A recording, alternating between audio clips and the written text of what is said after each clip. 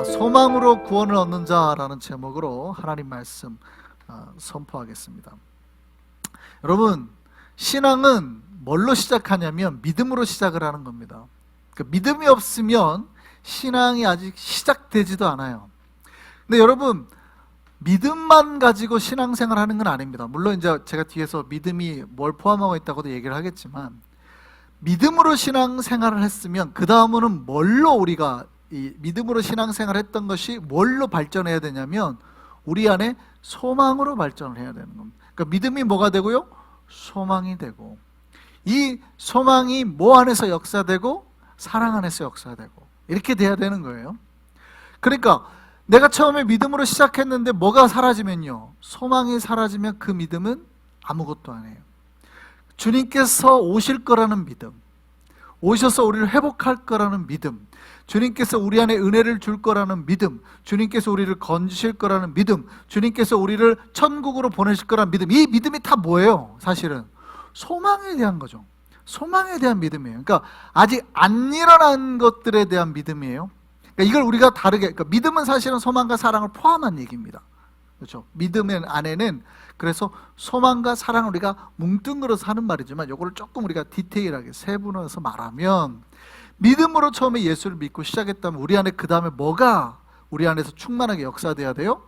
소망이 소망. 이걸 우리는 쉽게 이제 믿음이라는 말로 바꿉니다. 주님께 주실 걸 믿습니까? 아멘 그러잖아요. 근데 사실은 무엇에 대한 믿음이에요? 소망에 대한 믿음이에요. 소망. 그러니까 안 이루어졌는데 주실 것에 대한 소망, 바라는 것에 대한 믿음. 그러니까 이거를 좀 세분해 말하면, 사실은 그래서 두 번째 우리 믿음 생활을 풍성하게 하고 충만하게 하고 힘있게 하는 것들은 다 뭐예요? 소망이에요. 소망. 우리 안에 이 소망의 불이 사라지지 않기를 바랍니다. 그래서 우리는 소망으로 충만해야 돼요. 여러분, 소망이 사라지면 구원을 받을 수가 없어요. 주님을 더 이상 기대하지 않거든요. 그러니까 믿음이 사라졌다는 것과 똑같은 거예요. 주님께서 오실 걸 믿습니까? 소망하는 거 아니에요. 소망하는 거 아니에요. 그러면 똑같이 바꿔서 주님께서 우리에게 복 주실 걸 믿습니까? 그것도 소망하는 거 아니에요. 눈에 보이는 게 아니에요. 이게 지금 다 내가 눈에 보고 믿는 게 아니에요. 오늘 본문이 그래요. 내가 보고 믿는 게 아니라, 보고 믿고 믿는 게 무슨 소망이냐 그러잖아요. 보이지 않는 거를 믿는 거예요. 그게 소망하는 거예요. 소망하는. 여러분, 고린도서 13장 제가 말씀드렸죠. 영원한 거 세 가지가 있다고 그랬잖아요. 그게 뭐예요? 믿음, 소망, 사랑. 이 영원한 거 세 가지예요. 물론 바울 사도는 고린도 13장에서 사랑의 중요성을 말하기 위해서, 교회가 분열하고 싸우니까 사랑의 중요성을 말하기 위해서 그 중에 사랑이 제일이다 말합니다. 저도 사랑이 제일 중요하다고 말합니다. 그런데 이 세 가지가 다 중요해요. 다 중요한데 우리가 삶에서 역사하고 신앙의 가장 표본을 바라보고 살아가는 것들은 사실은 다 소망이에요. 소망. 주님께서 주실 것에 대한 소망. 기도도 뭐 가운데 하는 거예요? 소망 가운데 하는 거예요. 그렇잖아요. 안 주실 거를 우리가 생각하고 기도하는 사람은 아무것도 없죠. 무언가를 바라고 원하고 그 다음에 기도하는 거예요. 내가 주님처럼 변할 거라는 거를 바라고 또 기대하고. 그러니까 기도는 다 뭐가 있어야 하는 거예요? 소망이 있어야 하는 거예요. 여러분, 신자의 삶의 행동의 모든 거룩한 행동의 방법에 역사하는 원동력의 힘은 소망 안에서 일어나는 겁니다. 이렇게 했을 때 주께서 기뻐하실 것이다. 내가 기도했을 때 주님께서 역사하실 것이다. 내가 수고하고 노력할 때 주님께서 알아주실 것이다. 뭐가 있어요? 주님께서 뭔가를 알아주고 채워줄 복들, 은혜들. 뭐예요? 다 소망 가운데. 우리 안에 이 소망의 은혜가 넘치기를 바랍니다. 여러분, 신앙은요, 소망 안에서 다 풍성해지는 거예요. 신자가 소망을 잃어버리면 믿음을 잃어버린 거예요. 절대 우리가 뭐를 잃어버리면 안 돼요? 소망. 근데 이 소망이 이제 좋을 때는 이 소망이 사라지지 않죠. 근데 언제? 우리의 환경이 척박해질 때, 어려워질 때예요. 그러니까 우리의 환경이 어려워질 때도 과연 우리가 소망을 잃지 않을 수 있느냐, 이게 우리의 관건이죠. 신자가 항상 생각해야 될 거는, 내가 좋을 때는 소망이 있어요. 하나님이 채워주시는 것도 가끔 있고, 이렇게 그럼 주시네, 이렇게 반복이 되고 학습이 되면서 소망이 사라지는데, 하나님이 응답하시는 그 기간이 갑자기 뚝 끊기고 길어지기 시작하고 역사하는 게, 하나님께서 뭔가를 해주시는 것들이 갑자기 다 정지되어 버린 것 같아요. 예를 들어서 아브라함이 내가 너에게 아들을 준다고 했을 때가 몇 세예요? 부름받았을 때가 75세란 말이에요. 근데 아들을 몇 세에 받아요? 100세에 받는단 말이에요. 그러면 하나님이 주시겠다는 약속이 빨리 이루어졌으면 75세면 거의 아기를 갖기 어렵잖아요. 그런데 빨리 이루어졌으면 그래 하나님께서 역사하겠다. 76세나 최소한 80세 전에 어떻게 했으면 애를 가질 수 있겠다고 생각하는데 여러분 80이 넘어가고 90이 되면서도 여러분 안에 여전히 소망이 있어요? 여러분이 90살이 됐는데도 여전히 아기를 가질 수 있다고 소망이 있어요? 여러분의 아내가 80인데 이미 생물학적으로는 끝났잖아요. 소망이 없지. 근데 하나님은 그때도 뭘 가지라고 말하는 거예요? 소망을. 근데 그거를 성경은 뭐로 표현해요? 믿음. 아브라함은 믿음으로 이렇게 말하잖아요.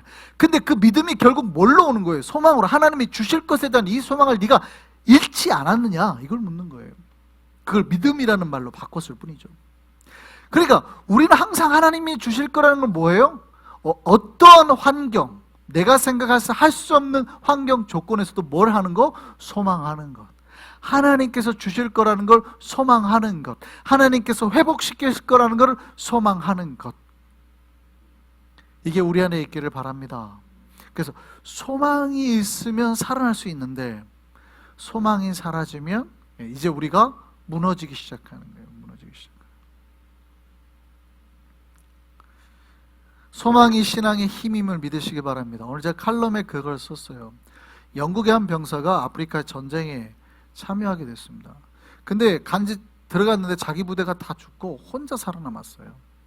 근데 아무도 그 생존자가 발견이 안 된 거죠. 그래서 그 영국에서 더 이상 그 수색을 멈췄습니다. 근데 6개월 뒤에 이 사람이 혼자 밀림에서 살아남은 거예요. 그 살아남았을 때 뭐가 있었냐니까 보니까 손에 지도를 한 장 들고 있었던 거예요. 그 사람들이 다 그렇게 생각했습니다. 아, 저 사람이 어떻게 지도를 구했구나. 그러니까 이성적으로 생각하면 이 지도를 보고 찾아서 살아나왔구나. 저 사람이 그렇게 생각한 겁니다. 근데 이 사람이 나중에 지도를 딱 자기의 지도를 든 걸 딱 보여줬더니 이게 무슨 지도냐면요, 영국의 메트로 지도예요. 자기가 살던 영국의 그 서브웨이 지도를 한 장 가지고 있는 거예요. 그게 뭐예요? 나는 고향에 돌아가겠다라는 단 하나의 이 소망, 이거 붙잡고 살아남은 거예요. 여러분, 우리가 죽음 같은 상황, 고통의 상황에서도 뭐를 잃지 말아야 돼요? 소망을 잃지 말아야 돼요. 소망을 잃지 않으면 우리가 살아날 길이 있는 겁니다. 여러분, 소망이 사라져버리면요, 사람의 힘은 소망에서 나오는 거예요. 소망에서. 사람의 힘은 소망에서 나와요. 신앙도 똑같습니다. 신앙의 힘은 다 어디에서 나와요? 소망에서 나와요. 소망에서. 하나님께서 우리를 회복하고 살리시고 은혜 줄 거라는 소망. 여러분, 우리 믿음의 선배들이 그 순교의 상황을 어떻게 이겨내요? 사자들이 막 닥쳐오고 하는 상황을 어떻게 이겨내요? 죽음 앞에서 어떻게 이겨내요? 하나님께서 우리를 건져 주실 것이라는 소망이에요. 현재 상황은 죽음이죠. 죽을 거예요. 그러나 하나님께서 나를 반드시 주님의 나라에 보내줄 거라는 약속의 소망이 있기 때문에 이 소망의 힘을 붙잡으시기를 바랍니다. 여러분, 우리에게 닥친 모든 문제를 해결해 줄 거라는 건요, 소망의 힘에서 나오는 거예요. 소망의 힘에서. 그 사람은 환경이 어려워서 무너지지 않습니다. 뭐가 사라질 때? 소망이 사라질 때. 재미있는 임상 실험이 있었어요. 그 브리츠니라는 박사, 유명하신 분인데 이분이 실험을 했습니다. 이스라엘 병사들을 데리고, 이스라엘 육군 병사들을 데리고 실험을 했는데 병사들을 4조로 나눴어요. 이제부터 행군을 한다. 20km 다 행군을 전체를 시키는데, 완전 군장을 하고 20km 행군을 하는데 1조는 처음에 우리의 목적지를 딱 말해줍니다. 앞으로 20km 행군을 할 거다. 그리고 5km당 이제 너희가 얼마를 행군했고 남은 게 얼마다라는 걸 정확하게 알려준 거예요. 2조한테는 똑같이 20km 행군하는데 말을 안 해줬습니다. 그냥 우리가 좀 장거리 행군을 할 거다, 그러니까 얘기를 안 해줬어요.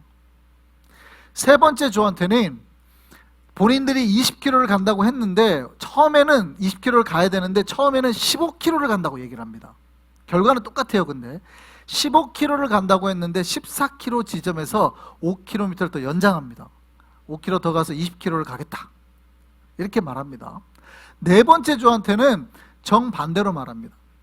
그 이제 4개 조가 있는 데서 발표를 하는데, 니네는 25km를 갈 거야. 그런데 14km 지점에서 줄입니다. 니네 앞으로 5km만 더 가면 돼 하고 말을 하는 겁니다. 자, 이해되셨어요? 1조는 다 말을 해주는 거예요. 2조는 아예 말을 안 해주고, 3조는 그 시간을 줄여준 겁니다. 시간을 늘려준 겁니다. 15km만 간다고 해놓고 20km 간 거고, 마지막 조는 25km 간다고 해놓고 20km만 간 거예요.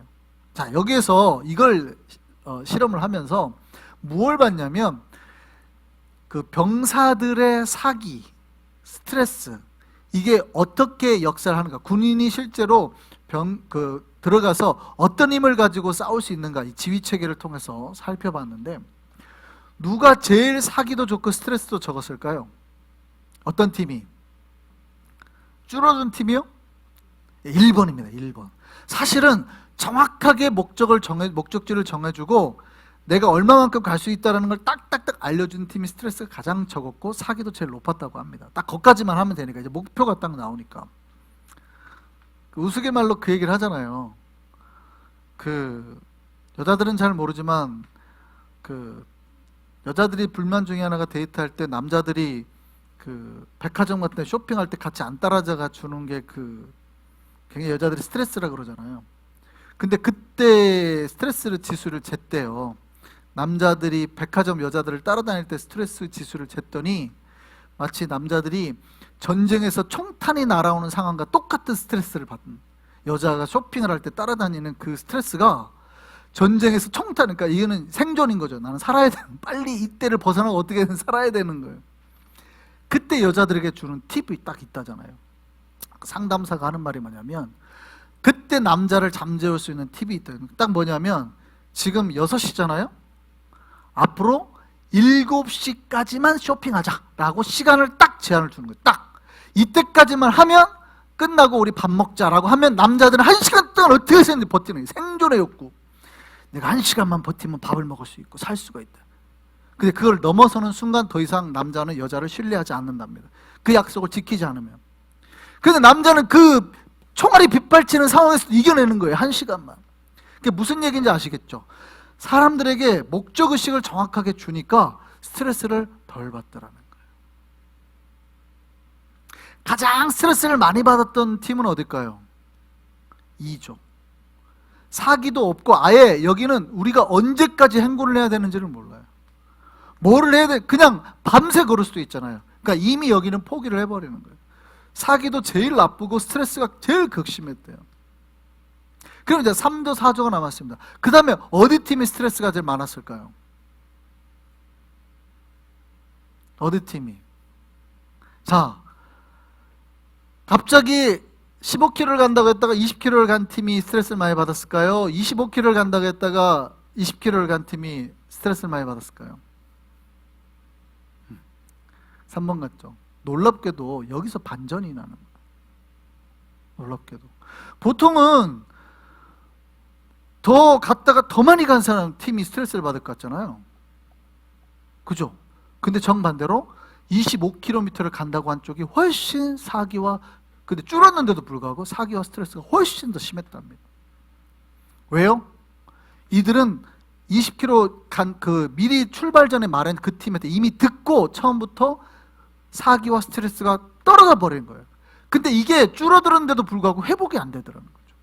그러니까 무슨 얘기냐면, 이 실험으로 통해서 우리가 알 수 있는 게 뭐냐면, 여러분, 사람은 어려움이나 힘듦 때문에 절망하지, 이렇게 좌절하지 않는다고 그래요. 뭐예요? 뭔가 희망이 없고 소망이 없을 때 사람들은 무너져 버리더라고요. 이미 처음부터 자기네들은 그만큼 더 갈 거라는 걸 인지를 해버리니까 무너져 버린 거예요. 그게 회복이 안 되더라는 거죠. 여러분, 그래서 인간이 가장 큰 스트레스를 받을 때는요, 어려울 때가 아니라 소망이 없을 때예요. 소망이 없을 때. 굉장히 큰 문제입니다. 나중에 이게 줄어들었는데도 불구하고 회복이 안 되는 거예요. 여러분, 우리가 어떤 상황에서도 뭘 잃지 말아야 돼요? 소망을 잃지 마시기를 바랍니다. 하나님께서 우리를 회복시키실 거라는 것. 여러분, 신앙은 뭐라고요? 소망이에요, 소망. 여러분, 우리에게 이 소망이 있어야 돼요. 여러분, 오늘 본문에서 우리가 아까 제가 처음에 제목을 말씀드렸죠. 뭐예요? 뭘로 구원을 얻어요? 여러분, 소망으로 구원을 얻는 거예요. 따라하시죠. 소망으로 구원을 얻는다.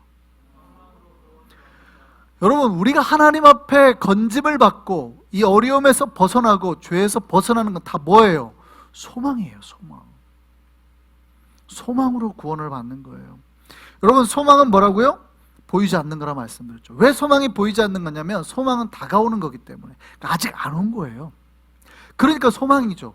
보이는 것을 우리가 소망이라고 하지 않아요. 보이는 것은 팩트 체크죠. 팩트 체크. 그냥 보는 거예요. 소망은 뭐예요? 보이지 않는 것에 대한 기대감. 이게 소망이거든요. 신앙은 보이지 않는 것을 믿는 거예요.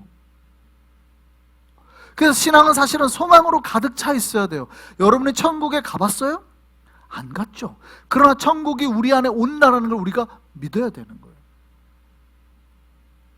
온다라고 해서 이상하게 생각하지 마세요. 우리가 천국으로 간다라는 개념이 아니라 제가 중요한 거는 천국이 우리에게 온다고 말씀드렸죠. 천국은 거꾸로 우리에게 와야 되는 겁니다. 그래서 굉장히 중요한 말로 어드밴스드 된다 이렇게 표현합니다. 신학적으로 표현해요. 우리가 천국을 향해 가는 게 천국이 끊임없이 우리에게 임재하고 역사하고 하나님께서 여러분에게 찾아가 주셔서 함께 해야 된다 이 표현이에요. 천국이 오는 거예요. 그러니까 우리에게 그것이 올 거를 뭐 해야 되는 거예요? 소망해야 되는 거예요. 이 소망을 확신 가운데 여러분 믿으셔야 된다 이 말입니다. 우리 안에 이 소망이 넘치기를 바랍니다. 근데 사실은 우리의 환경을 보면 우리 소망을 무너뜨리는 요건들이 너무 많죠. 왜냐하면 나를 보면 소망이 없어요. 나를 보면. 그래서 여러분을 보지 말고 주님을 바라라고 제가 말씀을 드린 게 뭐냐면 저도 마찬가지고 저를 보면 소망거리가 없죠. 나를 보면 소망거리가 없습니다. 나를 보면 탈출구가 없어요. 내 상황만 보면 여기서 뭐가 더 좋아질 건가 별로 없다 이 말이에요.